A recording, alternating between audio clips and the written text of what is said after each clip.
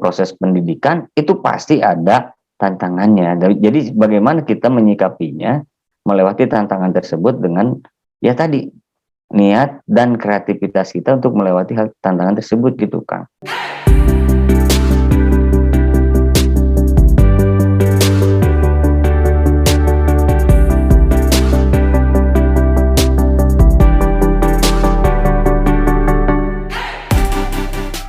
Assalamualaikum warahmatullahi wabarakatuh. Kembali lagi bersama saya Ridwan Hasyim di channel Pendidik Petualang. Di video kali ini saya akan memulai sesuatu yang baru dengan seseorang yang bagi saya menginspirasi ya. Nanti akan kita gali, akan kita potret karena ini adalah podcast edukasi terkini atau potret. Nah, di edisi potret pertama ini saya sudah mengundang seorang yang bagi saya cukup menginspirasi karena beliau melakukan suatu perjalanan yang tidak biasa ya, kuliah kemudian sambil bekerja dan jaraknya cukup jauh, beda provinsi, beda kota ya. Sudah bersama saya Kang Yuda Dana Pradana. Kang Yuda, gimana kabarnya? Ya. Baik, sehat-sehat Kang Ridwan. Ya, tadi bukan Pradana ya, Prahara Kang Ridwan. Ya, Prahara ya. Mohon maaf saya ulangi ya. Kang, mahasiswa saya banyak sekali yang sambil bekerja ya, karena kelas karyawan, entah itu kelas malam atau weekend. Nah, beberapa di antara mereka mengalami kendala ketika tidak bisa manajemen waktu dengan baik. Ya, barangkali Kang Yuda ada satu pengalaman yang bisa dibagi di podcast ini. Silahkan, Kang. Oh ya, baik, terima kasih Kang Ridwan. Sebelumnya selamat malam semuanya, para pengikut atau para netizen dari Pendidik Petualang ya, Kang Ridwan. Ya, benar. Sebelumnya saya ucapkan terima kasih nih telah diundang. Sebetulnya kaget juga ya, saya sebagai apa kok bisa-bisanya nih sekali Kang Ridwan mengundang saya gitu ya, yang notabene ya bukan seorang narasumber atau seorang pakar dan lain sebagainya ya. Namun dengan demikian saya juga mengikuti juga ya nih dari channel yang digagas dan yang dibangun oleh Kang Ridwan sebelumnya. Saya memberikan apresiasi yang tinggi ya Kang Ridwan. Saya kenal Kang Ridwan itu memang bukan baru-baru ini ya Kang Ridwan, kita sama-sama menempuh pendidikan pasca sarjana di alma mater kita ya Kang Ridwan.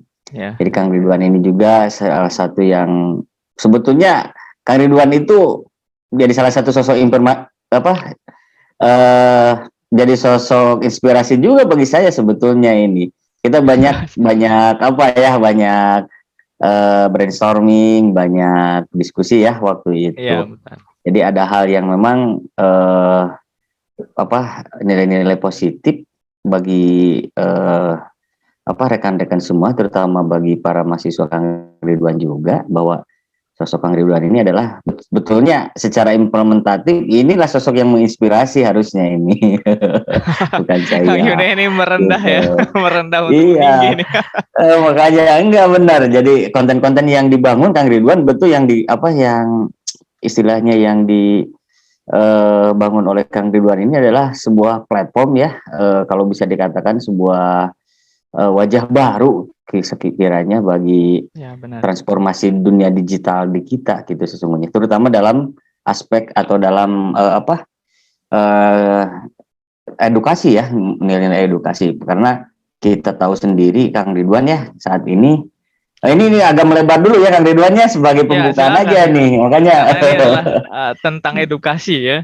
Iya betul Kang Ridwan, karena saat ini ada beberapa memang ada beberapa bahasan yang yang diangkat masalah tema yang ini, bahwasanya ketika era digitalisasi saat sekarang ini ya Kang Ridwan ya, ada hal-hal yang memang berdampak kepada nilai-nilai positif dan negatifnya ya, sama seperti memang ini implikasinya implikasi daripada globalisasi ya Kang Ridwan ya, yang mungkin saat kita kuliah selalu didengung-dengungkan, dan inilah dampaknya sepertinya sudah terasa, yang saya kira konten-konten yang berkembang saat ini daripada mengakses daripada era digitalisasi ini sangat-sangat luar biasa, Kang Ridwannya, kalau kita tidak bisa menyikapinya secara positif gitu ya. Jadi alhamdulillah dengan ada acaranya munculnya konten-konten yang bernilai edukasi ya, pembelajaran, kemudian podcast-podcast yang mengarah kepada nilai-nilai yang konstruktif, positif, ya sangat-sangat diharapkan seperti acara yang mungkin Kang Ridwan gagas kali ini. Saya haturkan terima kasih dan mungkin menjadi pengalaman tersendiri bagi saya dan Kang Ridwan ya. Gitu seperti ya, Kang, berkaitan dengan topik tadi menarik ini ya, ya. Karena ada kalangan yang menganggap bahwa hari-hari ini ya, influencer atau orang-orang yang memiliki followers banyak itu kata-katanya lebih didengar pada generasi muda karena faktor ini tadi ya, faktor digitalisasi tadi. Nah, sebaliknya orang-orang yang memiliki kepakaran justru tidak begitu banyak didengar, Kang. Contohnya adalah masalah COVID misalkan ya. Nah, ini Betul. sesuatu yang menarik. Kemudian saya berpikir begini, Kang. Mungkin ya fenomena itu juga jangan-jangan disebabkan karena kitanya sendiri, para pakar ini, yang tidak bisa memanfaatkan teknologi itu dengan baik. Menurut Akang gimana, Kang? Betul, Kang Ridwan. Nah, ini pemahaman yang menarik sekali ya, bukan pemahaman lagi, artinya fenomena yang memang saat ini berkembang. Artinya begini, Kang Ridwan, kita tahulah ketika ada contoh lah buku-buku yang bagus, dulu ya sebelum ada era internet ataupun sumber-sumber informasi yang sangat terbuka melalui digital saat ini ya berkembang. Dulu kan buku-buku yang bagus itu hanya beberapa kalangan saja, misalkan ya dikonsumsi oleh para mahasiswa, para pelajar.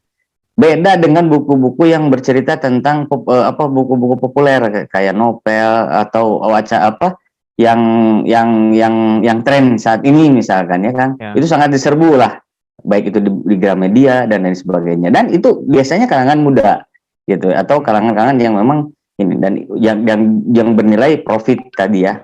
Nah, kembali lagi Kang Ridwan, saat ini memang kita sadari bahwa follower-follower yang banyak yang mungkin menjadi peminat bagi generasi muda kita itu ya terus teranglah kita langsung ke ke teknis ya. Rata-rata ya tadi mereka yang mempunyai jiwa kreativitas, jiwa-jiwa kreatif, kemudian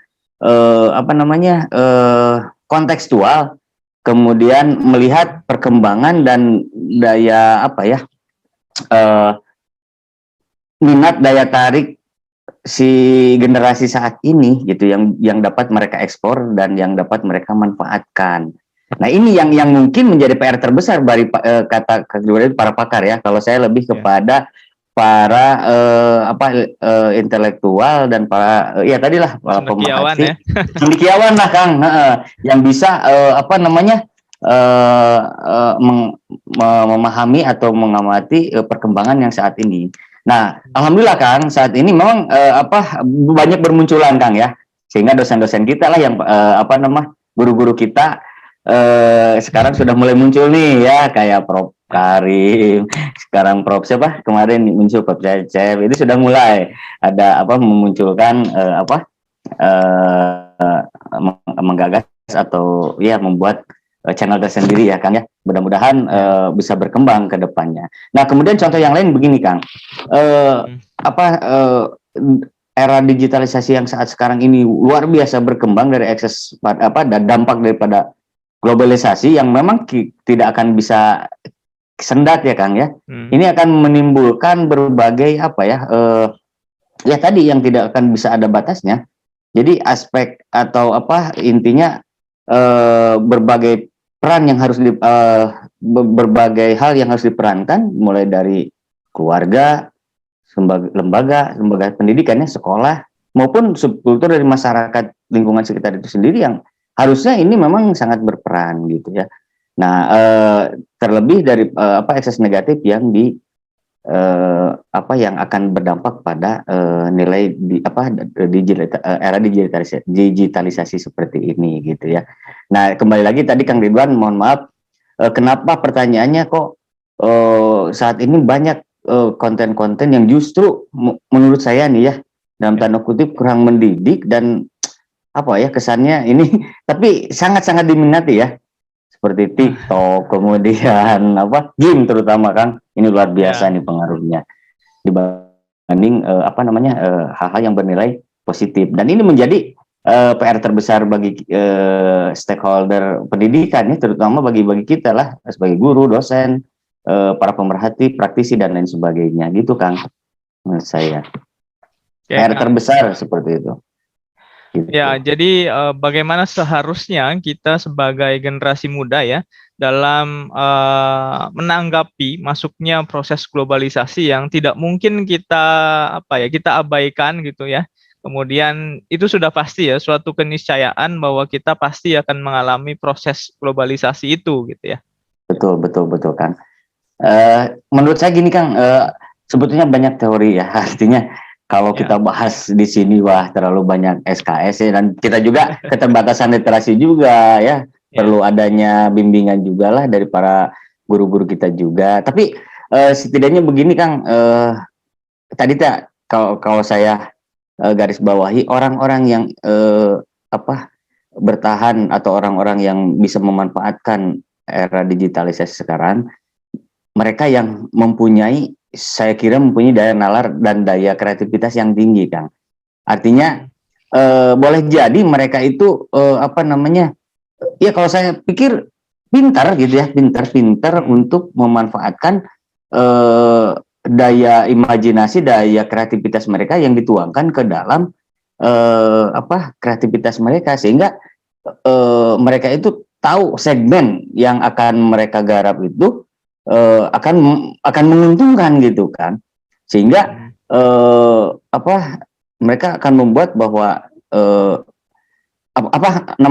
mereka tidak akan melihat nilai-nilai yang mungkin akan berdampak secara luas yang jelas mungkin konten dan follower saya ini akan meningkat makanya tadi muncullah hal-hal yang mungkin menjadi daya tarik generasi muda saat ini mulai dari musik, game dan lain sebagainya.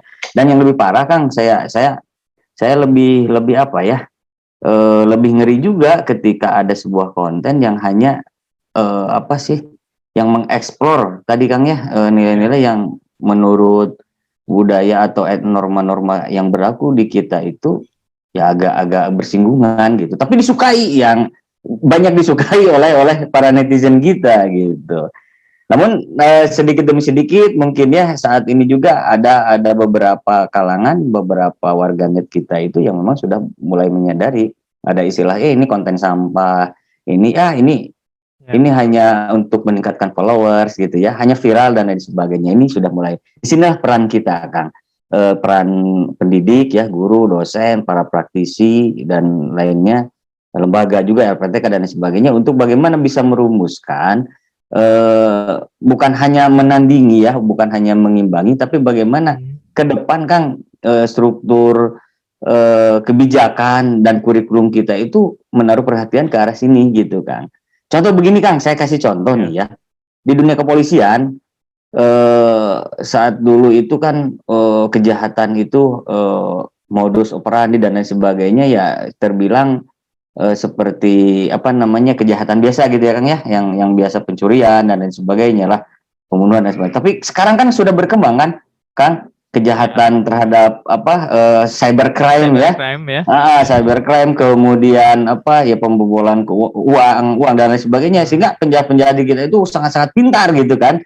Nah, ini kalau kepolisian tidak bisa mengantisipasinya, wah ini repot juga ya. Maka dari itu rekrutmen kepolisian pun sekarang itu sudah mulai dari dulu itu sudah bagaimana cara mengimbangi para penjahat itu yang bisa menangani kasus-kasus dalam hal cybercrime. Nah, mengapa di dunia pendidikan itu tidak seperti itu, Kang?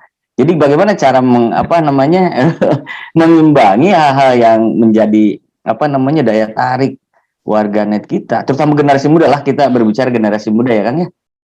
Peserta didik, mahasiswa yang mungkin akan menjadi cikal bakal para cikal bakal untuk meneruskan bangsa kita gitu Kang ya. Untuk bagaimana caranya ya membuat sebuah perubahan agent of change dalam hal ya tadi teh ini kan mengimbangi hmm, perubahan digitalisasi yang sangat luar biasa ini gitu Kang. Seperti Kang Ridwan lah ini seperti ini sudah mulai salah satunya mulai menggagas, mulai ya leading gitulah, saya salut seperti itu Kang. Ya, Kang, mungkin nggak kekosongan ruang tadi yang akhirnya dimanfaatkan oleh konten-konten yang kurang baik gitu ya, atau tidak sesuai dengan budaya kita, budaya Timur, itu di satu sisi juga dipengaruhi karena kalangan-kalangan intelektual misalkan ya, atau cendekiawan tadi, itu kurang bisa mengaktualisasikan atau memanfaatkan teknologi itu sendiri, Kang. Menurut Akang gimana? Mungkin begini ya Kang, kalau dikatakan kurang bisa memanfaatkan teknologi, saya tidak bisa berkata takutnya bertendensi ya tidak seperti itu. Saya kira ya dalam tanda kutip belum dapat memanfaatkan secara optimal mungkin Kang.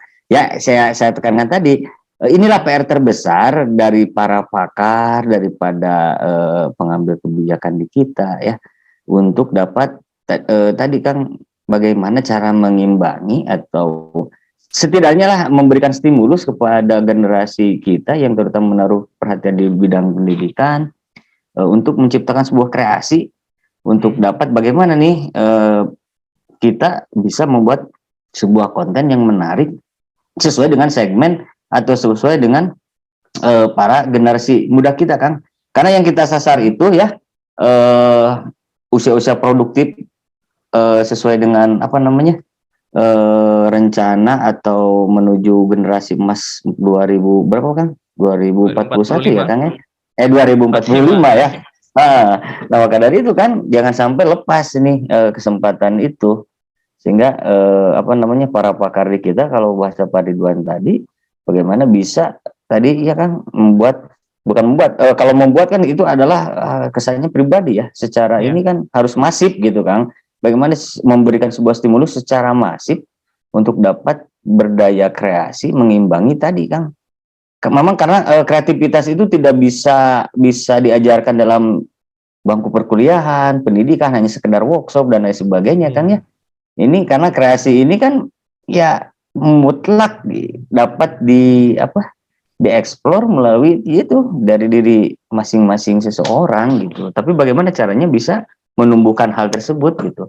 Nah salah satunya mungkin ya tadi Kang, seperti channel yang Kang Ridwan bangun ini menjadi salah satu bukan tolok ukur, artinya salah satu sumbangsih yang dapat diberikan kepada bangsa kita saat ini gitu Kang. Oke, jadi kalau saya lihat poinnya sepertinya di eksistensi barangkali ya, karena mereka yang membuat konten itu kan biasanya konsisten ya, satu hari, dan kalau dilihat ya grafik di YouTube itu biasanya setiap konten ya, setiap orang yang mengupload videonya konsisten itu biasanya semakin cepat naiknya ya followersnya. Betul Kang. Nah, betul, Kang. Ini yang mungkin belum kita sadari, dan barangkali ke depan ya kita ini harus mengisi ruang atau kekosongan yang tadi kita misalkan hanya fokus di sekolah, kemudian di kampus gitu ya. Ada yang menarik dari Gus Baha Kang ya. Kata Gus Baha itu sebenarnya pesantren itu unggul dalam beberapa hal ya dibandingkan pendidikan formal kita. Misalkan ketika ada warga yang bertanya gitu ya di kalangan santri itu bisa langsung dijawab, ketemu di pasar gitu ya dengan kiai bisa langsung dijawab pertanyaan itu. Tetapi ketika di kampus ya pendidikan formal kita tidak bisa langsung jawab katanya, harus ada administrasi dulu, masuk dulu, bayar dulu dan lain sebagainya gitu ya.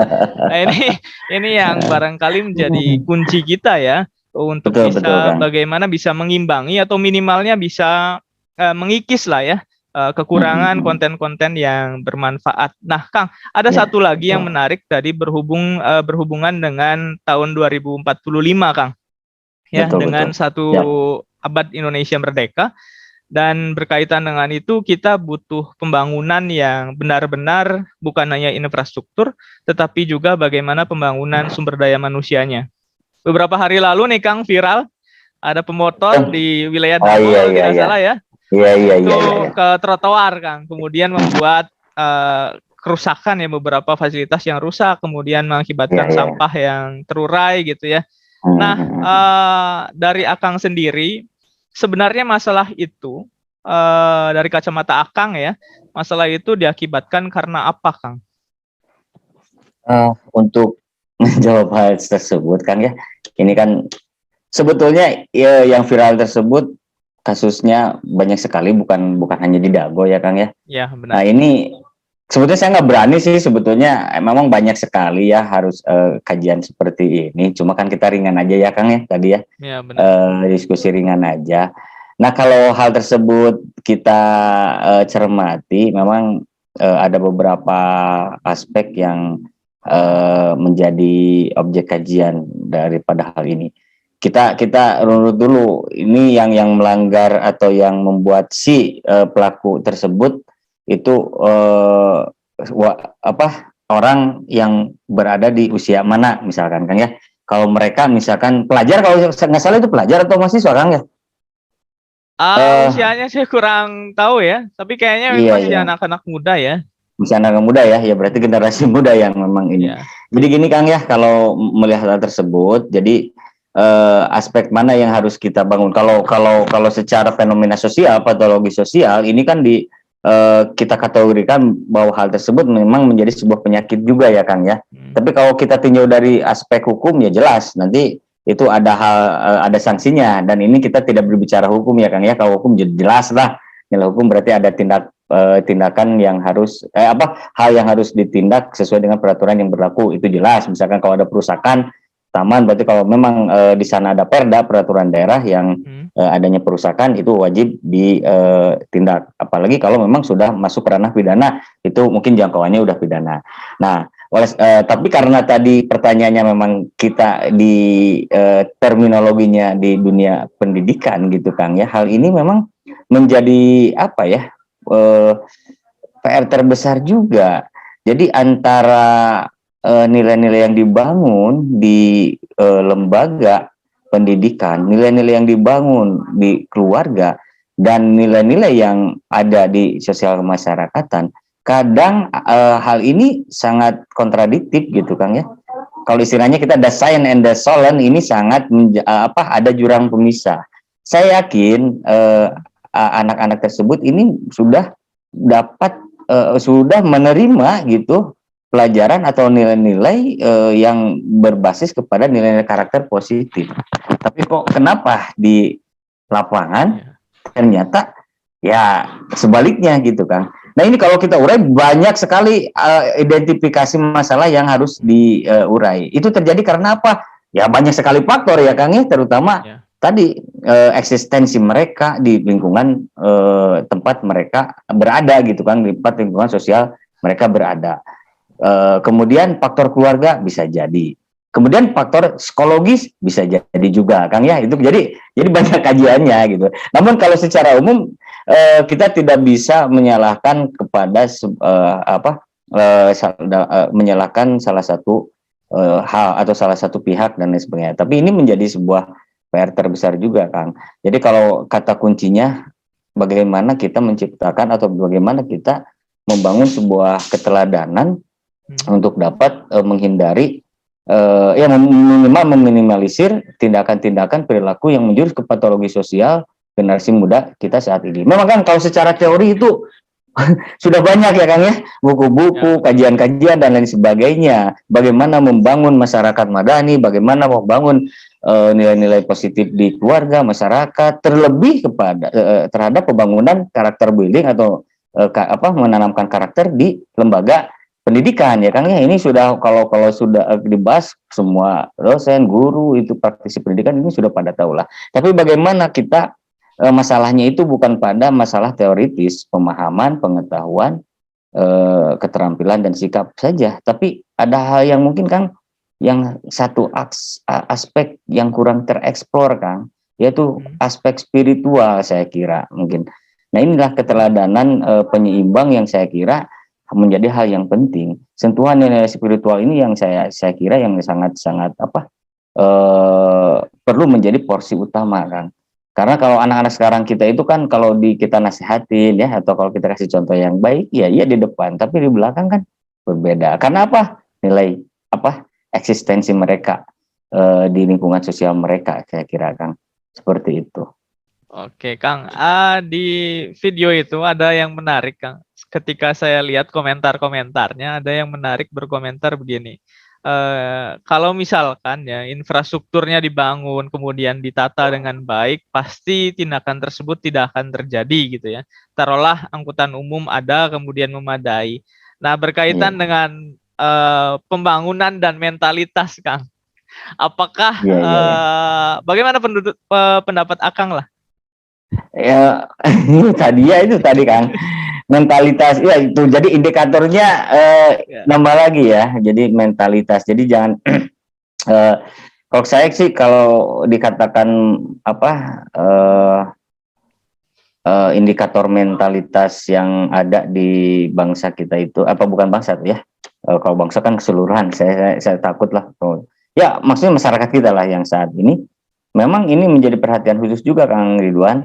Jadi mentalitas yang ada di bangsa yang terjadi pada saat ini ketika tadi kan Kang Ridwan nanyanya kalau apa tadi infrastruktur yang dibangun bagus dan lain sebagainya tidak gitu ada ya. Hal seperti itu gitu ya. Tidak ada hal yang seperti itu. Nah ini menjadi apa ya, roda perputaran infrastruktur yang bagus itu bagaimana apa namanya, siapa yang dapat membangunnya, siapa yang meletakkan platform dasarnya. Artinya kita kembali lagi kepada para pengambil kebijakan di sana gitu, keteladanan mereka dalam menciptakan supra dan infrastruktur ya yang baik dan lain sebagainya. Kemudian bagaimana juga warganya yang dapat menjaga dan lain sebagainya gitu kan. Nah itulah mungkin yang dapat saling take and give, saling apa sih Kang, saya ini lebih kepada saling memberi dan menerima itu Kang. Saling melengkapi gitu ya, antara warga, pemerintahan baik pemerintahan daerah pemerintahan daerah maupun pemerintah pusat yang dapat saling bersinergi ya. Kajian-kajian yang dapat kita pahami saat ini kan Kang Ridwan juga tahulah beberapa pakar, beberapa mahasiswa yang mengangkat masalah tersebut, bagaimana pentingnya untuk menciptakan sinergitas ya. Seperti platform quadrohelix sampai sekarang ada istilahnya pentahelix gitu Kang ya, yang digaungkan oleh beberapa pemerintahan daerah saat ini gitu Kang.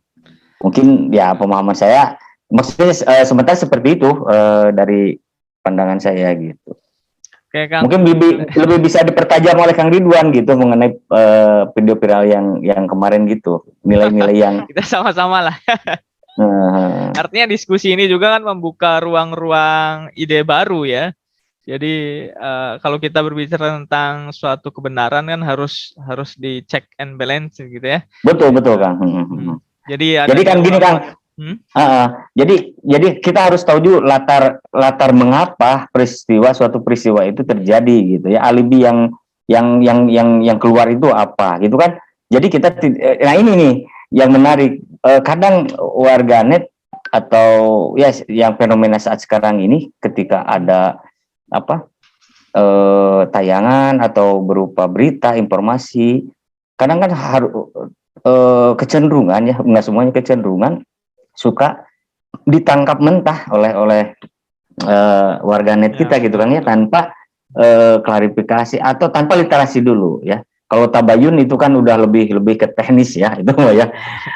Tapi ya itu kemampuan literasi, kemudian bijak menangkap informasi. Ini yang harus tadi Kang dibangun juga gitu. Mengapa peristiwa tersebut terjadi sehingga kita warga masyarakat itu tidak terlalu dini untuk menjustifikasi bahwa peristiwa tersebut salah dan lain sebagainya gitu Kang ya. Banyak sekali kan seperti itu. Nah ini juga menjadi tantangan bagaimana kita para pendidik ini membangun fondasi untuk dapat ya tadi membangun karakter dalam eh, literasi tadi gitu. Kalau kita salahkan media tidak bisa kan, karena saya mendengar pernah ingat apa yang dikatakan oleh Prof. Karim dulu gitu kan. Jadi bahwa media yang ada saat sekarang ini, media sosial terutama ya Kang ya, itu berselancar kita seakan ketika kita masuk kita bugil gitu Kang ya. Bugil artinya ya dapat ditonton oleh siapa saja, dan implikasinya gitu. Dan bagaimana cara kita supaya kebugilan itu dapat kita antisipasi dengan memakai baju yang baik gitu, menutup aurat yang baik dengan cara-cara apa gitu. Dan ini menjadi sebuah ungkapan filosofi yang artinya bernilai filosofi yang harus kita kembangkan gitu Kang Ridwan. Seperti itu mungkin Kang Ridwan. Oke Kang. Nah itu yang menarik juga ya. Berarti ada apa ya? Literasi itu kan kadangkala seringkali dihubungkan dengan hoax tadi Kang ya. Iya betul, betul. Dan kalau kita lihat ya di statistik PISA misalkan, yang terakhir itu yang saya lihat itu Indonesia masih urutan paling bawah dari sekitar 70-an negara ya yang disurvei oleh PISA itu. Nah barangkali ini menjadi masukan ya, karena Kang Yuda ini juga salah satu penyusun modul Kang ya. Dan dulu kan. Kang Yuda ini ASN PNS di SMP 1 apa? Pacet, Kabupaten Pacet, ya, Bandung. Kabupaten Bandung. Dan sempat dulu sebelum akhirnya pindah ke Pacet beberapa tahun di Banten Kang ya, di Lebak ya. Betul, 12 tahun Kang Ridwan. 12 tahun di Lebak. Kemudian sambil kuliah di UPI ya. Betul Kang. Dan itu mengambil kelas yang reguler. Kita tahu di UPI sangat ketat juga ya. Iya betul Kang. Perkuliahannya, kemudian jadwalnya juga tidak terlalu fleksibel begitu ya. Kang, ada yang ingin disampaikan Kang? Inspirasi Kang ketika mengajar jauh, kemudian keluarga jauh gitu ya. Silakan Kang. Begini ya Kang Ridwan, ini memang ya tadi kembali lagi ke fokus utama sebetulnya tadi Kang Ridwan ya. Jadi sebetulnya bukan apa-apa, ya niatnya kita kan berbagi sharing ya Kang ya. Memang mudah-mudahan mungkin ini menjadi hal yang dapat bermanfaat juga bagi para pengikut kalau di pendidik petualang apa sih Kang?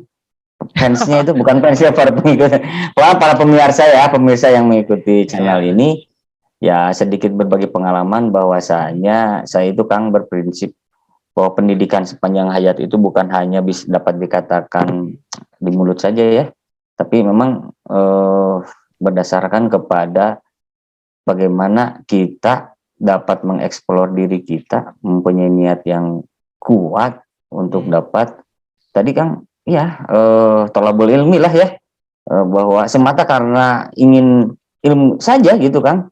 Jadi saya juga heran gitu, kalaupun dan Kang ya kita buka aja lah. Amin, alhamdulillah memang saya sudah punya penghasilan saat itu karena ya alhamdulillah diberikan rezeki menjadi ASN dari tahun 2009. Namun hal yang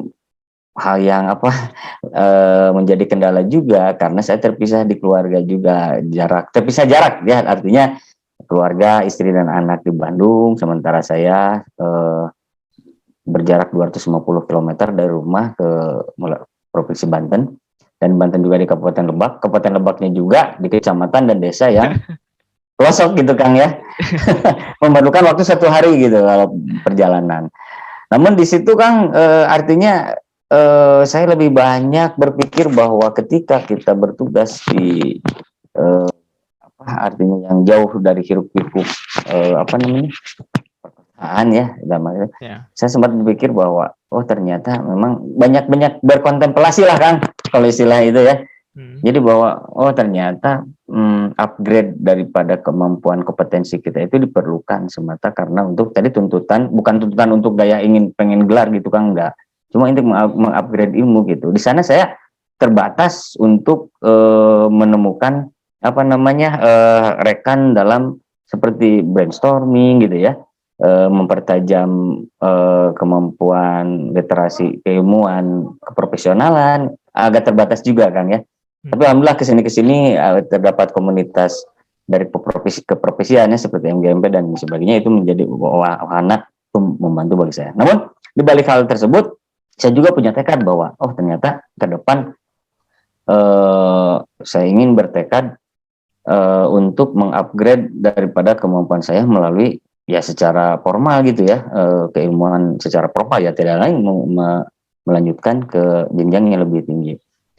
Tadinya iseng Kang Ridwan, saya iseng untuk kan online ya Kang waktu itu ya, dibuka karena UPI mempunyai sistem bukan LMS sistem informasi manajemennya sudah baik ya, jadi bisa diakses ke seluruh Nusantara, bahkan mungkin di seluruh dunia ya Kang ya, itu sudah bisa diaksesnya. Ada pembukaan pendaftaran yang saya daftar, nggak mikir apa-apa Kang, duit nggak punya, bukan punya artinya ya nggak ada anggaran untuk kuliah, nggak ada anggaran untuk kuliah, coba-coba aja, karena waktu angkatan kita Kang ya, untuk terus terang Kang Ridwan, saya berasal dari keluarga yang ya bukan tidak mampu, keluarga yang ya pas-pasan lah, alhamdulillah. Kalau tidak mampu nggak mungkin saya katakan, karena takut, karena Allah nggak bersyukur gitu Kang ya. Tapi alhamdulillah, jadi biaya kuliah itu mutlak hasil jerih payah keringat saya sendiri ya, untuk yang S2 gitu Kang ya. Kemudian dari mana-mananya saya juga sering berdiskusi dengan Ridwan juga ya. Tadi Allah itu Maha Pemberi rezeki, dan saya yakin ke sana gitu. Kalau dikatakan banyak, termasuk istri saya, bukan istri saya, termasuk saudara-saudara saya, teman-teman dekat. Kok bisa ya, Cana? Kamu Yud, bisa nggak jarak jauh, kemudian biaya gitu kan? Waktu itu Kang, waktu almarhum anak saya si kembar ada kan, kemudian dapur 2. Wah, pokoknya di luar, kalau secara empirisme gitu ya, kalau secara matematika dunia nggak akan kan. Ya tahulah gaji PNS berapa, dapur 2, anak 3 waktu itu ya, si kembar ada, yang operasional berapa. Saya pulang 2 minggu, bahkan seminggu sekali, Bandung Banten, kebayang dong ongkos berapa dari tahun 2009 sampai 2000 kemarin Kang ya, sampai 2019 sampai 2020 ya. Hampir 11 tahun. Kalau secara nalar matematika dunia kata Kang Ridwan itu wah luar biasa, nggak akan masuk logika, nggak akan masuk gitu. Namun saya berdoa, bahkan satu ya, terus terang ini di channel ini saya sangat menginspirasi sekali Kang Ridwan waktu itu. Kang coba amalin beberapa surat gitu ya, semampunya. Betul kan, surat Al-Mulk dan Ar-Rahman itu menjadi hal yang menjadi aspek spiritual amalan saya yang memang terbukti Kang Ridwan, sampai akhirnya saya mutasi ke sini. Alhamdulillah itu diamalkan. Betul. Nah di luar hal itu Kang, begini, manajemen tadi kan bukan berarti hanya bermodal nekat juga, enggak. Setidaknya kita punya gambaran begini. Saat itu saya 2 minggu sekali, seminggu sekali pulang pergi, yang mencukupan taruhlah satu perjalanan 500.000 Kang Ridwan, kalau dikali 4 dalam 1 bulan udah 2 juta kan. Belum lagi operasional saya, dapur istri, anak dan sebagainya, wah lebih daripada 6-7 juta gitu 1 bulan. Sementara gaji di bawah 3 juta. Nah itu dari mana? Nah itu rahasia Allah Kang Ridwan. Alhamdulillah pada saat itu ketika tekad bulat dan niatnya tolabul ilmi, ingin mengupgrade ilmu gitu ya, pengetahuan, supaya untuk memperbaiki bukan saja kualitas secara pribadi, tapi niatnya adalah untuk ya sedikitnya mensumbangsi untuk pekerjaan saya, keprofesional saya, tanggung jawab saya kepada peserta didik saya, kemudian mengembangkan profesi saya gitu. Yang akhirnya Allah juga mungkin mendengar gitu Kang ya. Rezeki saya itu adalah dari ya tadi tunjangan profesi, alhamdulillah keluar gitu ya. Kemudian tunjangan daerah khusus juga pemerintah saat itu nggak disangka, pemerintah pada saat itu ada program tunjangan khusus, alhamdulillah kebantu juga gitu kan. Kemudian hal yang lain yang mungkin tidak saya bisa sebutkan di sini, ada beberapa masukan yang di luar nalar saya ternyata ada rezekinya gitu kan. Ya, seperti itu. Jadi daripada saya pulang hanya untuk 2 hari 3 hari di Bandung, tidak ada produktif kegiatan yang produktif, ya udah saya gunakan untuk kuliah gitu waktu itu. Dan alhamdulillah harus ada 2 yang harus kita datangi itu Kang. Pertama siapa? Ibu ya. Ibu, kemudian bapak kalau masih ada ya. Ya. Dan kalau sudah berumah tangga ya istri gitu. Kalau ketiga orang ini sudah memberikan dukungan dan doanya, insya Allah jalan, gitu Kang. Pengalaman saya gitu Ya. kan ya. Iya, terus kemudian dari tadi Kang, yang apa namanya lembaga tempat kita belajar itu kan bukan kampus atau universitas yang ini ya, yang biasa gitu. Ternyata terdapat struktur kurikulum yang memang waduh menjadi hambatan kita ya, kita sering berdiskusi. Nah, inilah Kang, ya, jadi apa ya? Saya ini ingin berbagi juga. Ternyata kita tidak bisa hanya berpikir cukup hanya mengikuti platform atau textbook. Kalau ini apa namanya? Kalau pelatih sepak bola itu kalau reading textbook yang baik belum tentu dia bisa menciptakan daya kreativitas dalam meracik formasi anak buahnya atau kesebelasan yang dapat memenangkan laga gitu kan ya. Jadi reading the game, kemudian ilmu kepelatihan tidak cukup kalau tidak punya dia kreativitas. Nah ini yang saya rasakan. Ternyata struktur kurikulum yang ada di apa namanya di UPI itu kan tidak bisa diganggu gugat gitu kan, hanya reguler gitu kan. Kalau karyawan agak ini, tapi reguler. Kemudian berbenturan dengan tupoksi ASN atau PNS saya yang mewajibkan saya untuk tidak boleh meninggalkan tugas. Nah, bagaimana caranya? Nah, disinilah kepintaran kita untuk memanage waktu dan bisa apa namanya memainkan peranan komunikasi yang efektif baik kepada tempat kita tugas ya dinas dalam hal ini dan juga kita membangun komunikasi di kampus juga ya Kang Ridwan ya. Sampai berdarah kita ketika kuliah, alhamdulillah jalan gitu ya Kang ya. Karena itulah aturan-aturan itu kan dibikinnya oleh manusia juga gitu. Masa kita keterampilan kita untuk membangun komunikasi yang efektif dan baik ya berdasarkan hati juga, insya Allah lah dapat berjalan juga gitu Kang. Betul. Artinya luruskan niat Kang ya. Iya betul Kang. Kuliah ya niat cari ilmu gitu ya. Betul, Bukan betul, hanya betul. mencari gelar misalkan ya. Betul Kang, betul, betul. Menambah ilmu pengetahuan gitu ya. Nah betul, Kang, betul. Yang menarik bagi saya Kang, Akang jauh dengan keluarga, kemudian ada kerjaan-kerjaan yang tidak bisa ditinggalkan sebagai seorang ASN ya. Yeah. Tetapi Akang bisa lulus tepat waktu bareng dengan saya waktu itu ya. Iya, alhamdulillah ya. Dan iya, itu prosesnya cepat ya. Artinya di saat yang lain seusia Akang atau bahkan yang lebih muda tidak bisa lulus cepat. Ini bukan berarti kita mendiskreditkan yang lain ya. Tetapi betul. Saya ingin melihat sebenarnya apa sih kiat dari seorang Kang Yuda Kang? Silahkan boleh dibagi Kang. Begini Kang, alhamdulillah ya waktu S1 juga saya bukan gini ya pengalaman terdapat teman-teman juga yang telat juga ya.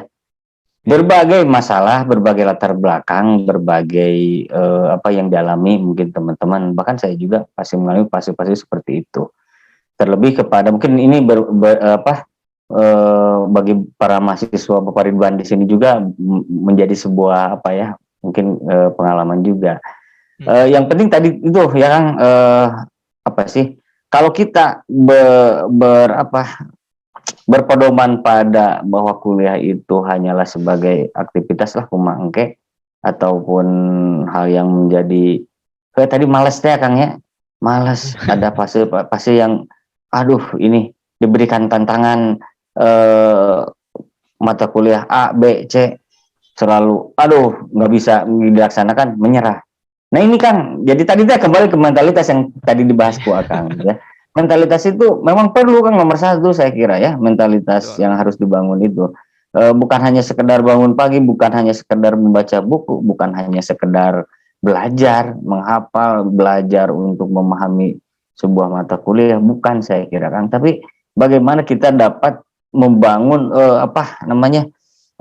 paradigma berpikir kita itu bahwa bangku kuliah yang akan kita masuki itu pasti akan bermanfaat ke depan gitu dan akan menjadikan sebuah tantangan, harus dijadikan sebuah tantangan lah intinya Kang, seperti yang kita alami ya Kang waktu luar biasa guru kita, dosen kita Prof Idrus ya. Jadi yang saya temukan dalam kuliah beliau justru Kang bukan konten materinya Kang, terus terang Kang, Tapi bagaimana dia membangun karakter kita, Kang?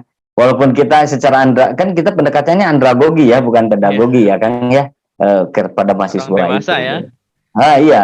Jadi yang saya perhatikan, yang saya apa namanya sampai saat ini yang saya kerasa bahwa Prof Idrus itu menanamkan nilai-nilai itu memang pendidikan politik ya, bukan hanya daripada teori atau textbook di pada mata kuliahnya, tapi bagaimana sih kita dapat melewati tantangan itu gitu, Kang. Mudah-mudahan bisa dipahami ya oleh mahasiswa Kang Ridwan gitu.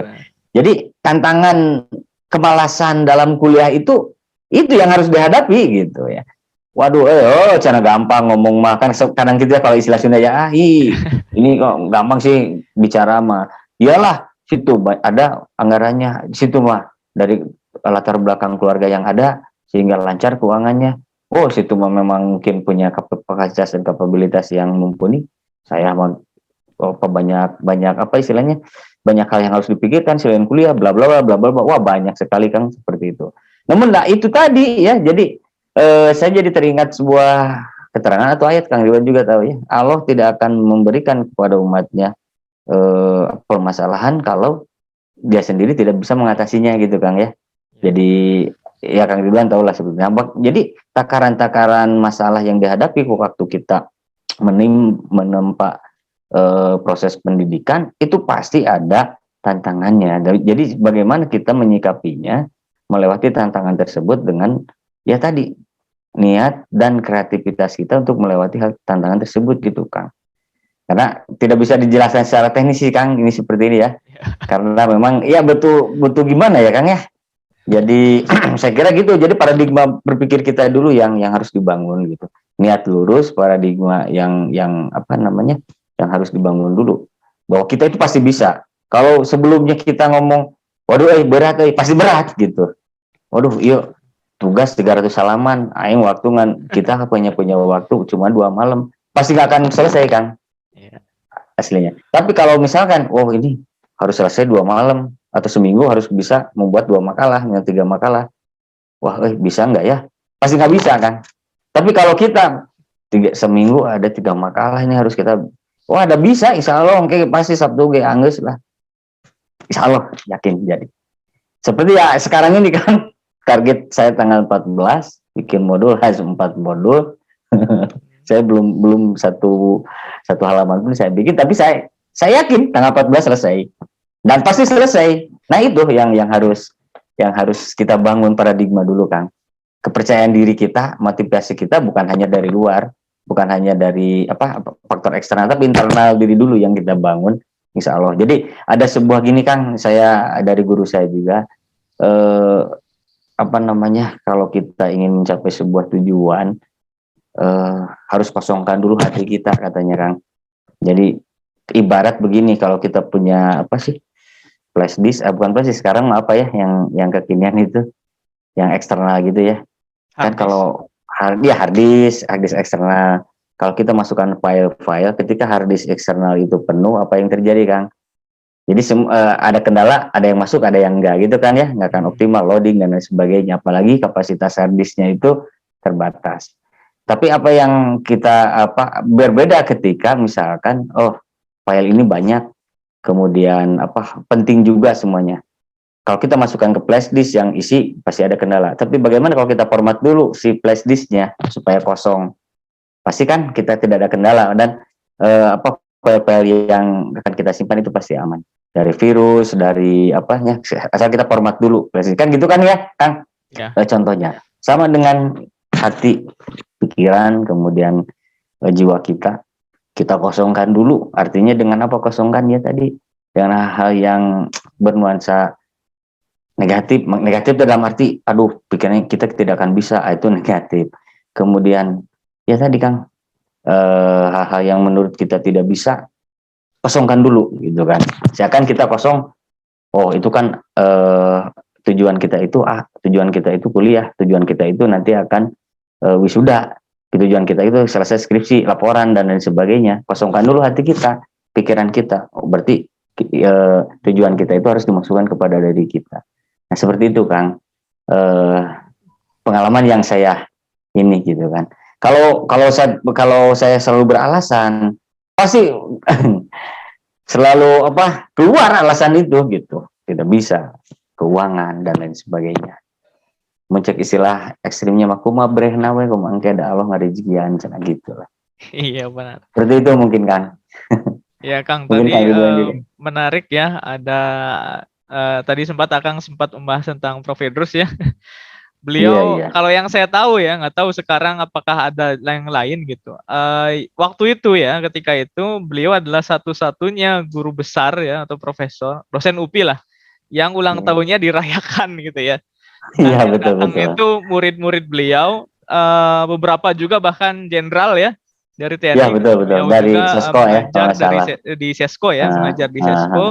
Nah, artinya yang kita pelajari dari bangku kuliah itu bukan melulu soal konsep, teori gitu ya, atau ilmu betul pengetahuan, tetapi juga kadangkala kita belajar tentang karakter. Nah, melalui betul Prof. Idrus kita belajar tentang bagaimana membentuk mentalitas kita ya. Waktu itu memang betul ada betul. kejadian lah ya Iya iya di iya. kelas kita.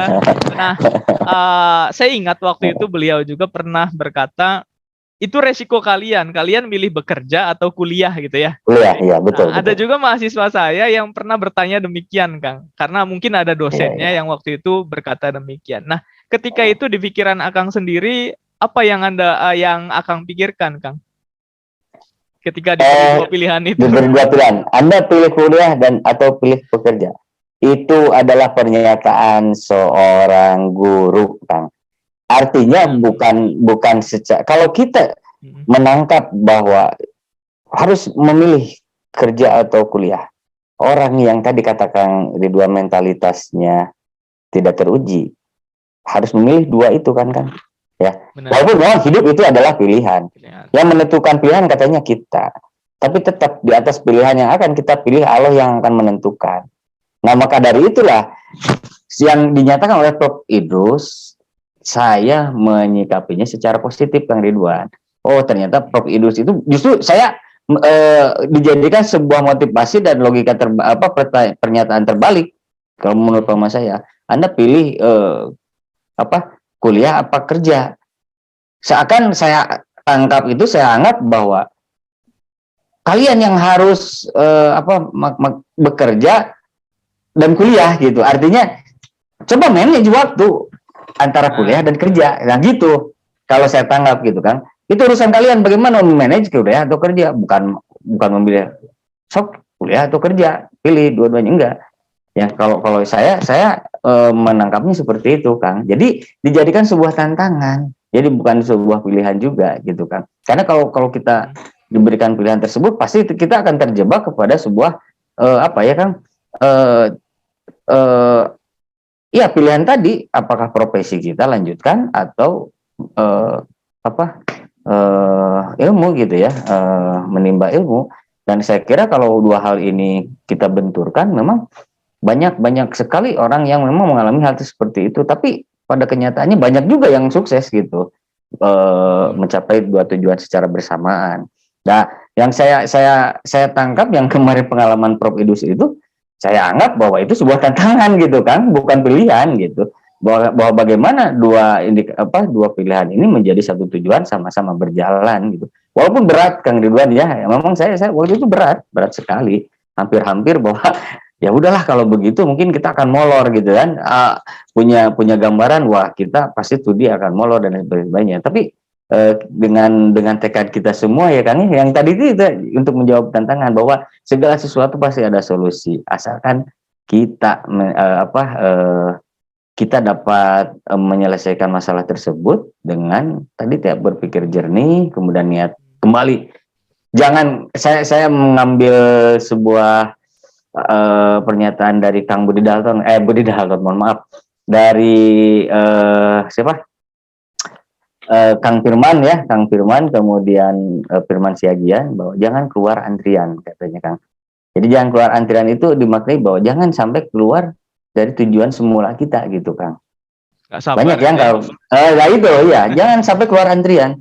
Jadi kita kan udah diniatkan lurus dari dulu, bismillah gitu ya. Dalam pertengahan perjalanan, karena menuju puncak itu lebih terjal gitu kan, Ya udah, ketika di tengah perjalanan ada kendala, tantangan yang menurut perspektif kita di luar kemampuan kita, menyerah, balik kanan, ya sudah kalah gitu kan.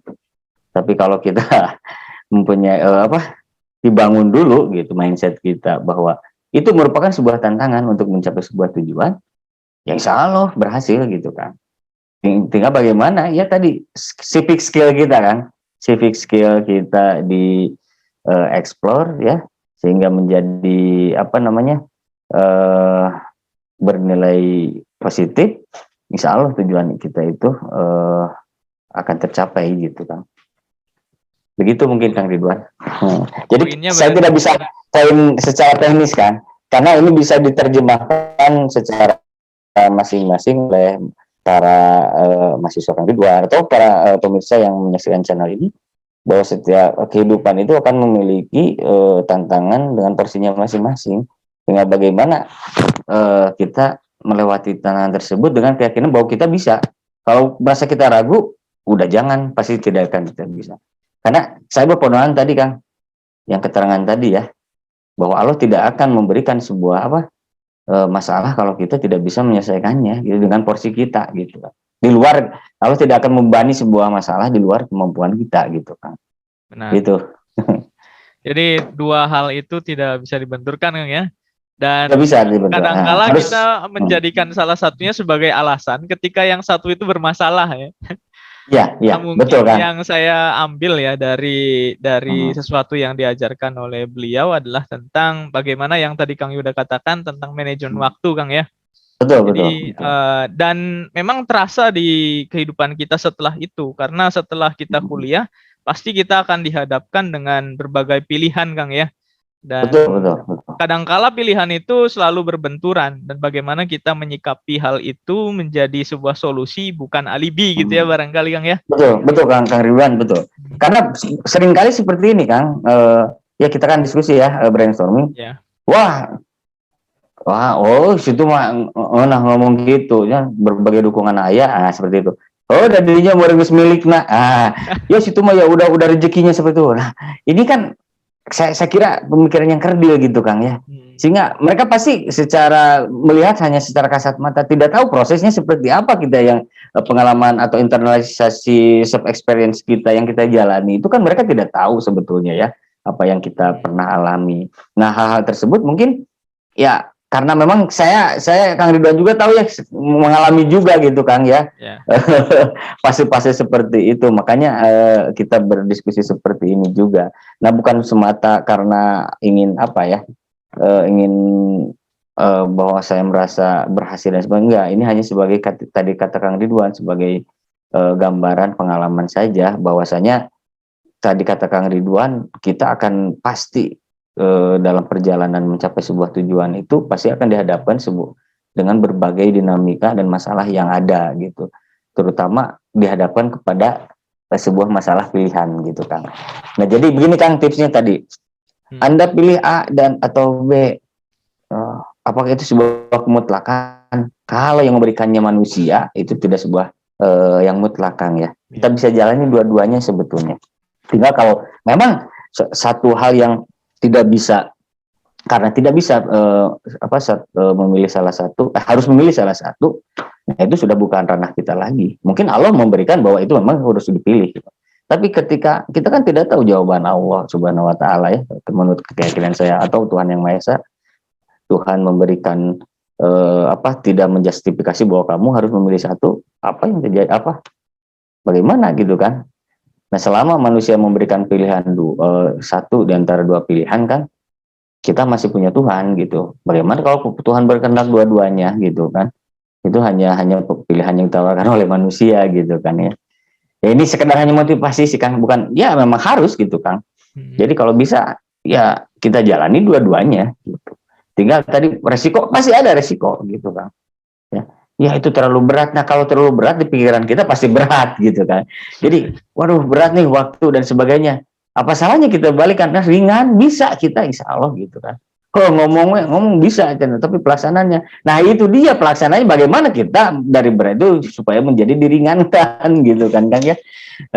Ya atau harus bagaimana Kang? Ya kita kan makhluk makhluk yang berakal, diberikan bukan mukjizat kan, kelebihan bagaimana kita bisa berpikir, berkreasi, berliterasi, mengeksplor diri, mengembangkan diri dengan kapasitas atau kompetensi yang kita miliki gitu Kang.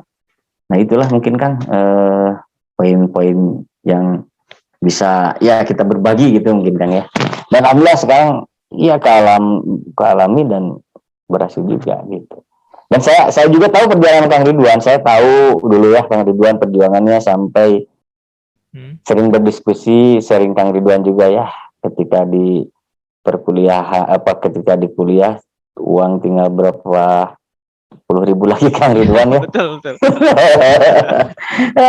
Saya merasakan ada itu Kang Kuncinya Ridwan. tadi itu Kang ya. Kalau misalkan kita niat, maka apalagi dalam konteks pendidikan, insya Allah akan memudahkan lah. Ya. Nah itu betul kan. Betul kan. Berikutnya tadi tentang kuliah atau kerja, sebenarnya bukan berarti dosen itu tidak peduli ya terhadap mahasiswa, tapi justru ingin membentuk bagaimana jiwa kepemimpinan, leadership gitu ya, kemudian manajemen waktu yang tadi itu bisa dimiliki oleh seorang mahasiswa gitu, karena di masa depan kita tahu masalahnya bukan sederhana itu ya, bahkan bisa lebih rumit dari itu ya. Betul kan. Ada tanggapan Kang? Ya begini, kalau misalkan para pemirsa di sini misalkan ada mencari tips bagaimana sih cara membagi waktu dan sebagainya. Kalau misalkan dijabar gini nih, A cara membagi waktu, bla bla bla bla, B bla bla bla bla, C bla bla bla bla bla bla. Nah itu gampang, cari aja referensi gitu Kang ya. Nah itu kan transfer knowledge seperti itu biasanya apa? Ya pendekatan pedagogik lah, atau bisa belajar sendiri dan lain sebagainya. Itu bukan biasa kalau seperti itu. Tapi betul kata Kang Ridwan bahwa bagaimana sih tips cara membagi waktu, kemudian cara mengatasi sebuah masalah. Ya dari diri kita juga Kang yang bisa menjawabnya gitu ya Kang ya. Kalau sumber literasi, sumber kemudian dan lain sebagainya, lingkungan dan lain sebagainya juga itu menjadi sebuah pelengkap sumber juga gitu. Namun tadi kata saya juga katakan bahwa lembaga terutama di perkuliahan itu akan membangun dan membangun karakternya itu pendekatannya melalui andragogi. Jadi Anda atau para penonton atau pemirsa di channel ini harus bisa istilahnya membangun bahwa yang dikembangkan oleh lembaga atau dalam tanda kutip kampus gitu ya, memberikan sebuah nilai atau tantangan tersebut bukan hanya untuk dicerna sebagai sebuah pengetahuan saja, tapi harus bagaimana kita menyikapinya bahwa hal tersebut menjadi sebuah tantangan bagi kita untuk bisa diterjemahkan dengan perspektif yang harus dikaji secara komprehensif dengan kompetensi yang kita miliki gitu Kang ya. Jadi tidak bisa dijelaskan A, B, C, D, itu kan hanya di bangku persekolahan kalau seperti itu. Apa bedanya Kak?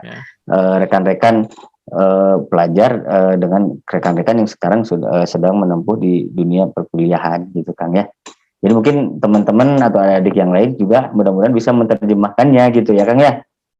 Setidaknya supaya motivasi teman-teman adik-adik semua tetap kokoh, berdiri dan terjaga gitu untuk mencapai sebuah tujuan tertentu, kuliah tapi kerja berjalan. Karena saya sadar Kang, bagi teman-teman yang sedang bekerja, mereka juga terikat oleh pekerjaannya gitu ya, terutama di perkantoran, di perusahaan, atau bahkan membangun usahanya sendiri. Itu yang menjadi sumber utama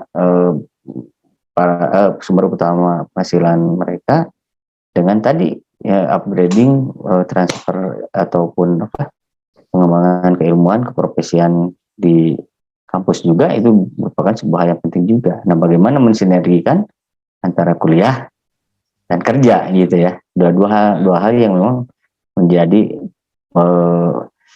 kalau saya bukan menjadi sebuah indikator yang berbeda, tapi harus menjadi sebuah kesatuan.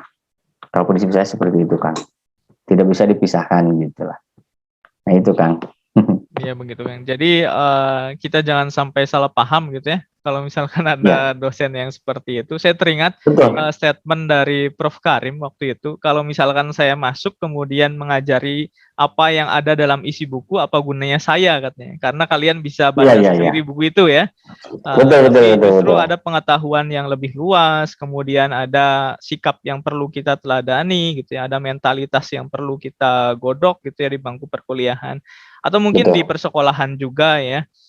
Iya. Begitu kira-kira Kang, kita sudah 1 jam lebih nih. Iya nih Kang, terima kasih banyak sekali ya. nih.